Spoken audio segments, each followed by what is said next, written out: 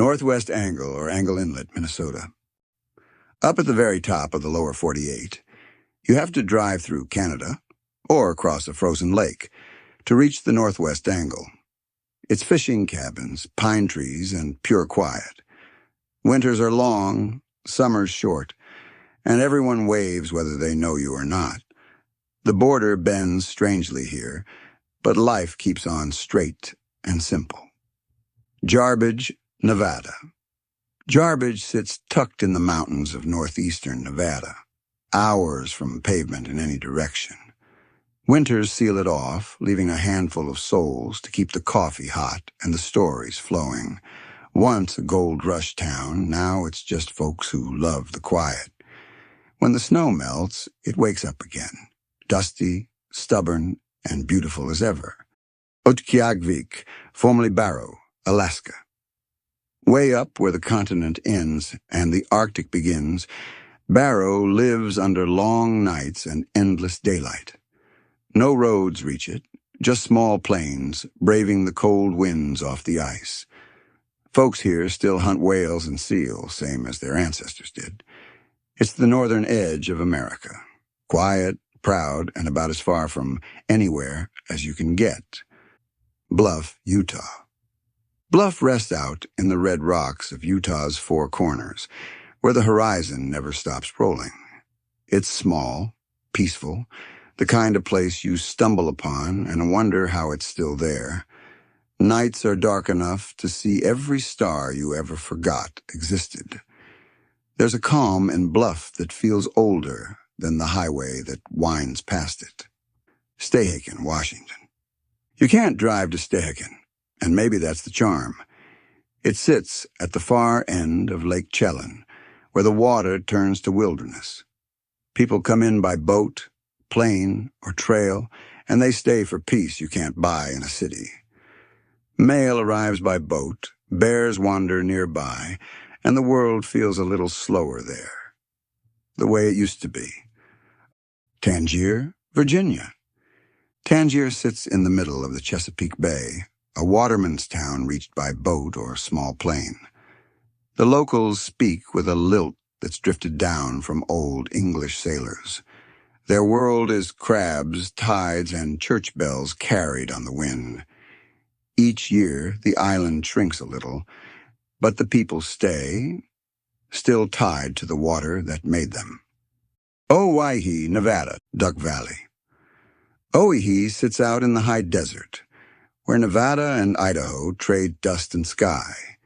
It's home to the Shoshone-Paiute people, far from any interstate or chain store. Winters are long, roads stretch forever, and neighbors mean something out here. When you finally reach town, the quiet hits you first. That deep, steady kind of quiet only the desert can teach. Nome, Alaska. Once it was gold that drew people to Nome. Now it's the sea, the wind, and the stubborn will to stay. You can't drive there. The roads end hundreds of miles away. But planes still touch down through fog and cold. It's hard living, sure, but folks in Nome know it's the kind of hard that builds a special kind of pride. Ocracoke, North Carolina. Ocracoke sits out on the Outer Banks, surrounded by sand and sea spray. There's no bridge. You come by ferry or a little plane that dances with the wind. Islanders know every boat, every storm, and every visitor who drifts their way. It's a place that keeps its pace slow and its stories long, and that's the way they like it. Hanksville, Utah.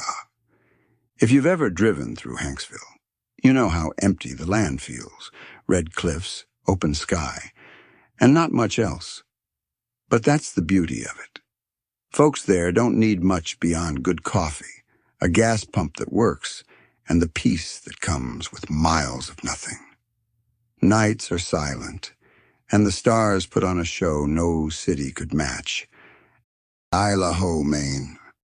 Half hidden in fog and pine, Idaho sits off the Maine coast like it's guarding its secrets.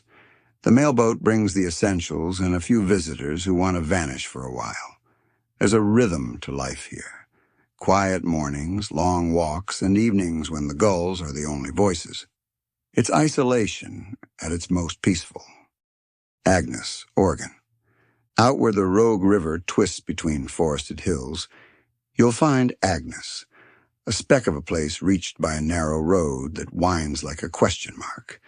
The mail still rides the river by boat, same as it did a century ago. It's quiet, green, and stubbornly off the map. I'm one of those rare places that never needed to catch up. Kotzebue, Alaska. On a spit of land jutting into the Arctic Ocean, Kotzebue lives between ice and tundra. There's no road to the outside world, just plains, snow machines, and the steady beat of native tradition. Winters test you, summers reward you, and everyone looks out for everyone else.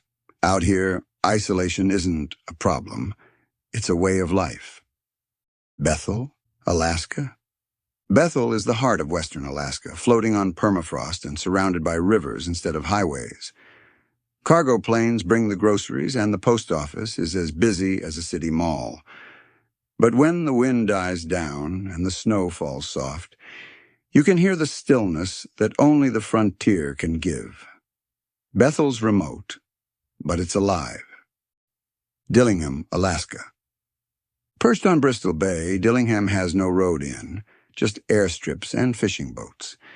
It's where salmon runs still mean something, and neighbors measure time by the tides. You'll find folks fixing nets, flying bush planes, and waving to the same handful of faces every day. The outside world feels far away here, and that's part of the charm. Adak, Alaska. Adak stands alone in the Aleutians, a remnant of a military past, and a testament to human stubbornness. The flights are few, the weather wild, and the land feels like another planet. Old barracks and wind-scoured hills tell the story of a town that refuses to disappear.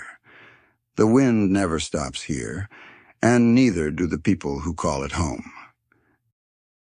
Gerlach, Nevada. Out on the edge of the Black Rock Desert, Gerlach sits surrounded by silence. It's the last stop before the wilderness swallows you whole.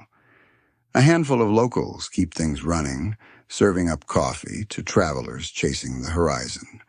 When the wind blows, it carries dust and memory. Out here, distance isn't just geography. It's a way of life. St. Paul, Alaska, Pribilofs.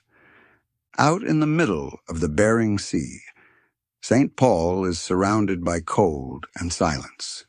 You fly in on a small plane, and for a moment, it feels like landing at the edge of the world.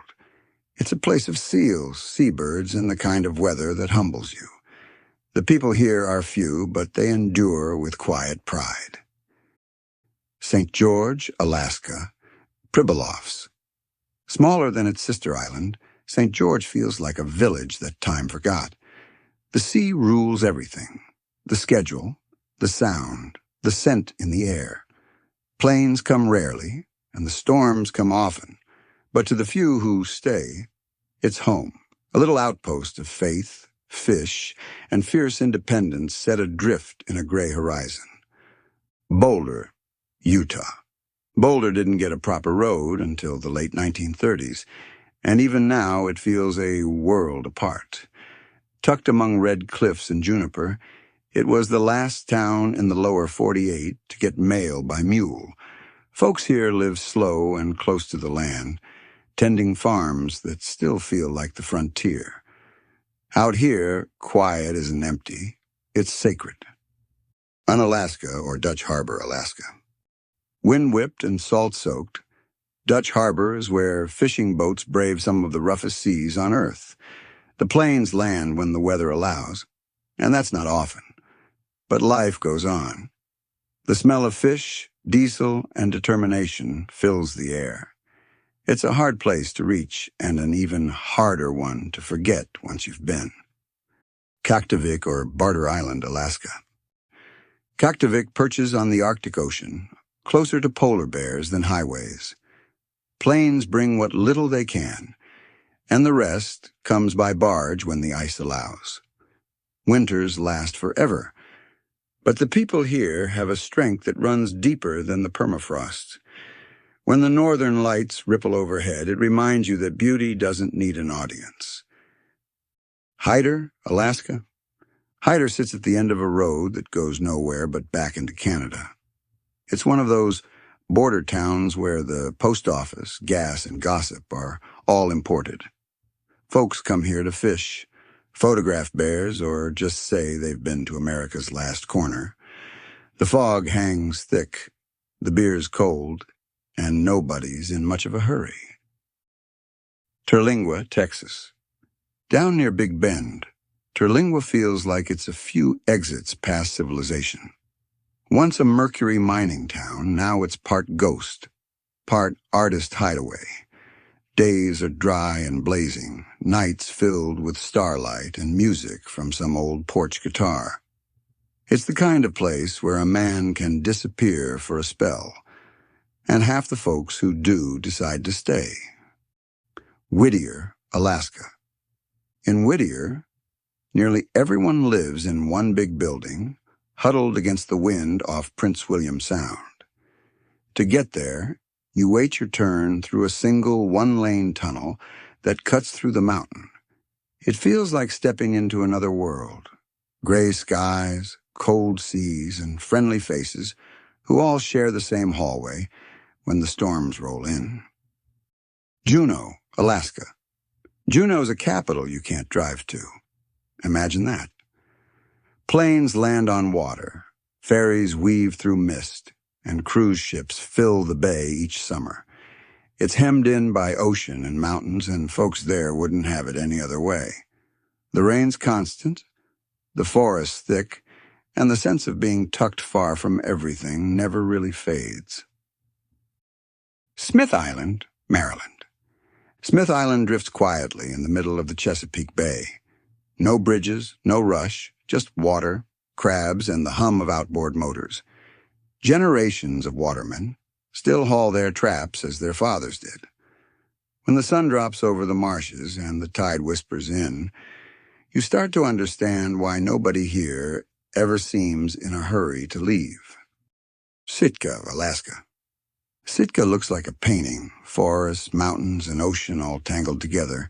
You reach it by air or ferry, never by road. Once the capital of Russian Alaska, now it's a fishing town, with a heart as big as the sea. Eagles watch from tall pines, boats sway in the harbor, and the mist makes every morning feel brand new. Cold Bay, Alaska. Cold Bay's name doesn't lie. It's a lonely outpost in the Aleutians where the wind never quite quits. A few flights a week connected to the rest of the world when weather allows. Still, there's a quiet pride among the people who stay. They know the beauty of a place most folks will only ever see from an airplane map. Sandpoint, Alaska, Popoff Island. Out on the Shumagon Islands, Sandpoint clings to the sea like a barnacle. It's a working town, boats, nets, and the smell of salt and diesel. The flights are small, the storms are big, and everyone depends on each other when the waves get rough. It's remote, sure, but life here feels truer for it. Hard work, good fish, and strong hands. Monhegan, Maine. 10 miles off the coast, Monhegan's the kind of island where time slows to the rhythm of the tide. Artists paint the cliffs, lobstermen haul traps, and visitors walk quiet trails through spruce and fog. There's no noise except gulls and laughter from the inn porch. When the ferry leaves, the island exhales and goes back to being its own world. Unalakleet, Alaska. Where the river meets Norton Sound, Unalakleet sits between tundra and sea. No road reaches it, but bush plains come and go like clockwork. People here live close to the land, hunting, fishing, and flying through life on their own terms. It's not an easy place, but those who call it home wouldn't trade its peace for any city street. Gamble, Alaska, St. Lawrence Island. Far out in the Bering Sea, Gamble stares across the water toward Siberia, closer than Alaska itself. Planes are the only link when weather allows. The wind howls, the sea freezes, and still the village stands, held together by culture and faith. When you visit, you feel it, how strength grows differently out here, shaped by ice, endurance, and quiet hearts. Ely, Nevada. Ely sits along US 50, the loneliest road in America. It's a mining town that refuses to quit, surrounded by miles of nothing but mountains and mirage. The nearest big town's a half-day away, and that suits the locals just fine. They've got clear skies, long stories, and more stars than streetlights. A fair trade, if you ask anyone from Ely. Beaver Island, Michigan. In the middle of Lake Michigan, Beaver Island feels like a forgotten kingdom. The ferry takes hours, planes come when weather agrees, and life moves to its own pace. Fishermen mend nets, kids ride bikes on quiet roads, and the lake glimmers blue in every direction. Once you make it here, you understand why so few ever leave. Cuttyhunk, town of Gosnold, Massachusetts. Cuttyhunk's the last stop in the Elizabeth Islands, a tiny speck where ferry horns echo and the sea's always in earshot. A few dozen year-rounders keep it going, watching the seasons roll past the same way their grandparents did. The ferry schedule decides your day, and that's just fine. Life here runs on tides, not timetables. Denio, Nevada. Denio straddles the Oregon line where desert meets sky and not much else. The post office doubles as a lifeline, and visitors are rare enough to cause a stir. Ranchers and wanderers share the same horizon, and the silence stretches for miles. Nights here are wide open, with stars so bright they make you forget how far you've come. Yellow Pine, Idaho. Yellow Pine hides deep in Idaho's backcountry, past forest roads and river bends. No cell service, no stoplights, just a handful of cabins, a tavern, and a festival or two when summer rolls around. The folks who live here wouldn't trade it for anything. They've got freedom, fresh air, and a kind of peace the rest of us spend a lifetime chasing. Kalaupapa, Hawaii, Molokai. You can reach Kalaupapa only by small plane or a trail that drops 1,000 feet down the cliffs. Once a leper colony, it became a place of quiet courage and deep faith. Today, it's peaceful. Palm trees swaying, ocean whispering against black rock. Standing there, you feel the weight of history and the rare beauty of true solitude. Supai, Arizona, Havasupai Reservation. Tucked deep in the Grand Canyon, Supai is the only place in America where the mail still arrives by mule. Visitors hike, ride, or take a helicopter in, but no cars ever made the trip. Waterfalls thunder nearby, turquoise against the red rock.